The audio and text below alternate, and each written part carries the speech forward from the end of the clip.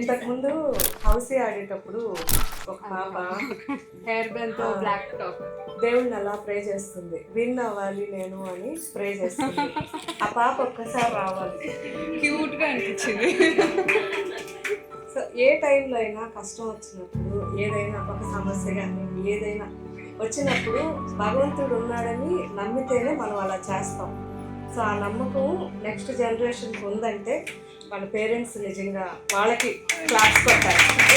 So మా దగ్గర డ్రెస్సులు లేవు కాబట్టి నువ్వు ఒక మంచి డ్రెస్ కొనుక్కొని నాకు ఫోటో పంపించు.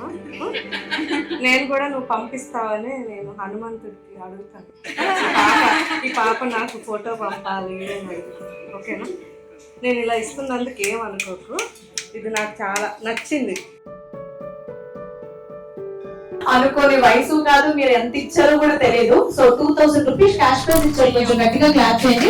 సో డెఫినెట్లీ చెప్పాలి, అది డెఫినెట్లీ జస్ట్ అంటే ఆవిడ సైలెంట్ గా ఉంటారు అనుకుంటున్నాను, అందరినీ చూస్తున్నారు ఎవరేం చేస్తున్నారు, ఎంత అబ్జర్వేషన్ అనేది చూడండి.